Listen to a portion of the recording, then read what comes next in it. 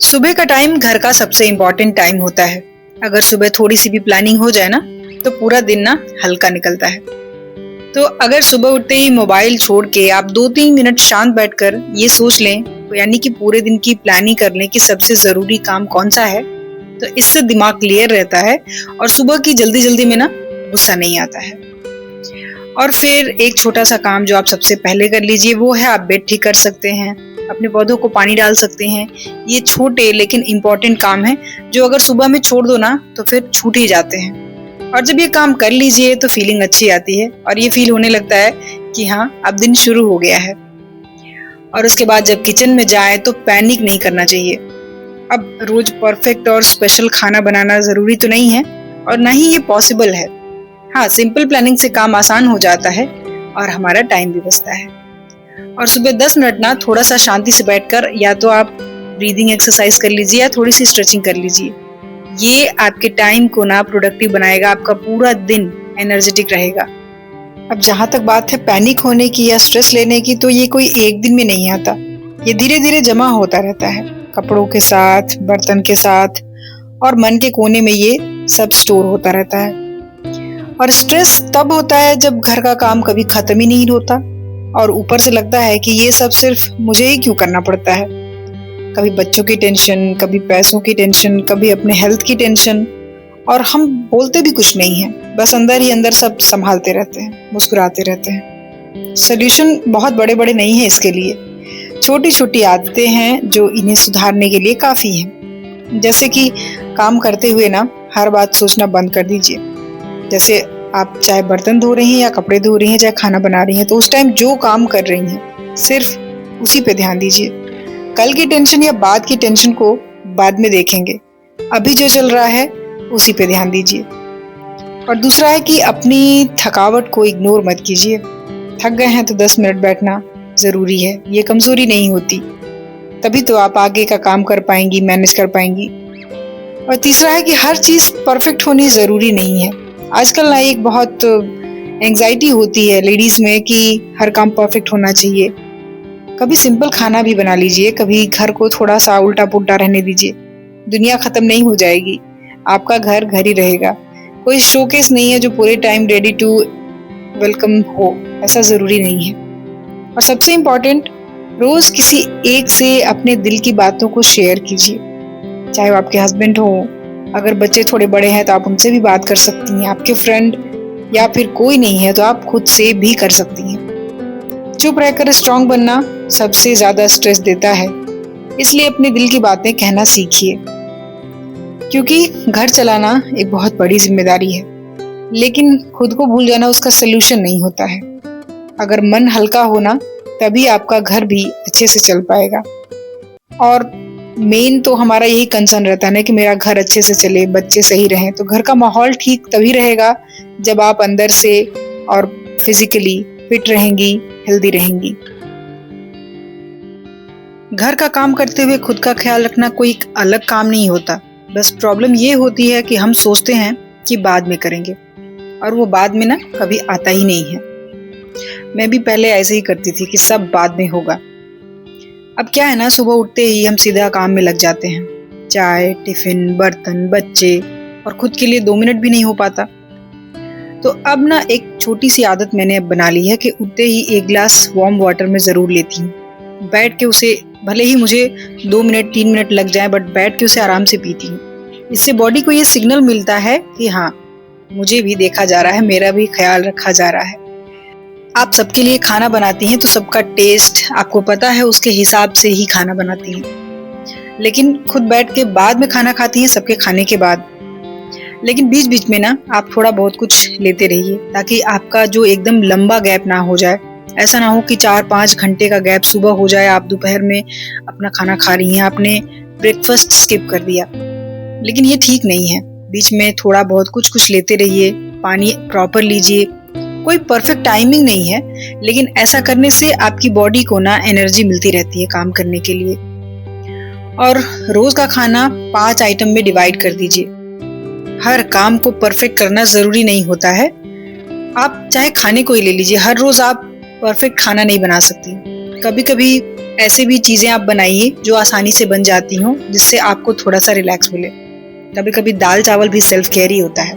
कभी एक दिन का काम कल के लिए छोड़ देना भी सेल्फ केयर ही होता है। यही सब छोटी छोटी चीजें हैं जिससे हम अपना ख्याल रख सकते हैं।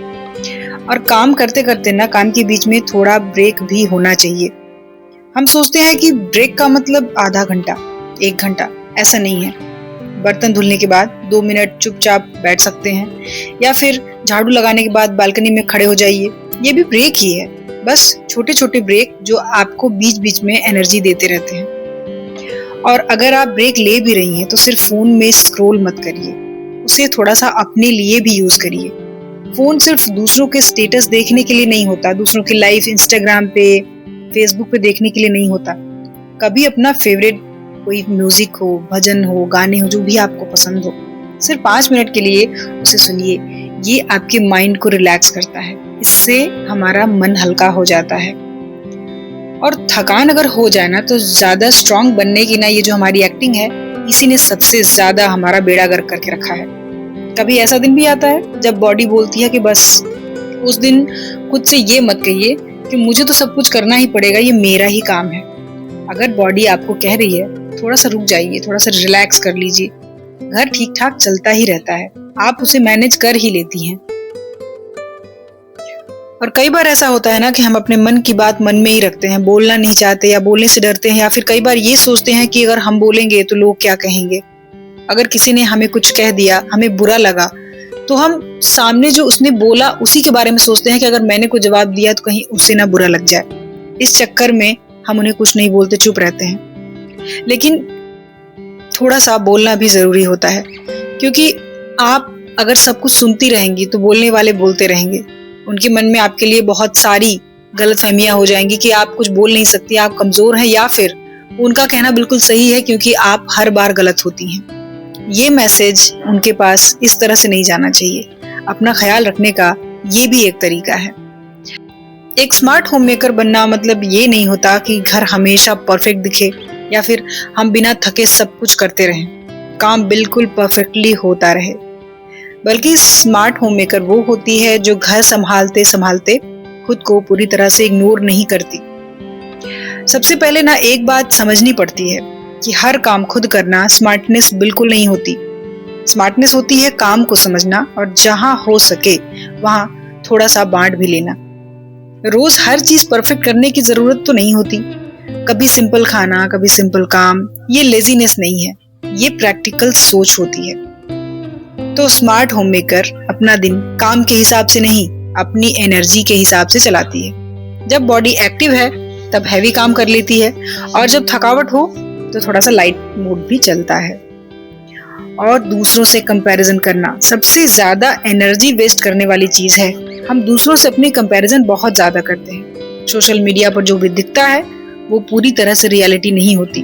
उसके ट्रैप में मत फंसिए। अपनी लाइफ, अपनी स्पीड, ये समझ लेना भी स्मार्टनेस ही है। तो खुद को बाद में वाली लिस्ट में आपको नहीं रखना है। ये है स्मार्ट होम मेकर।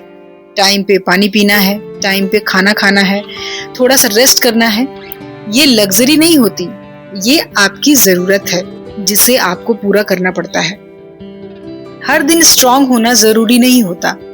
कभी थक कर बोल देना कि आज थोड़ा स्लो चलेगा, या फिर आज ऐसे ही चलेगा, थोड़ा सा काम कम रहेगा, ये कमजोरी नहीं है, इसे समझदारी कहते हैं। कल कुछ रह गया तो खुद को दोष मत दीजिए। स्मार्ट होम मेकर गिल्ट में नहीं रहती, गलती से सीख लेती है और हमेशा आगे बढ़ती है, क्योंकि उसे पता है कि वो सारा कुछ बहुत अच्छे से हैंडल करती है। लेकिन कभी कभी होता है कि चीजों को कल पर टाल देना बुरा नहीं होता, क्योंकि जब बॉडी अलाउ करती है तभी आप वो करें।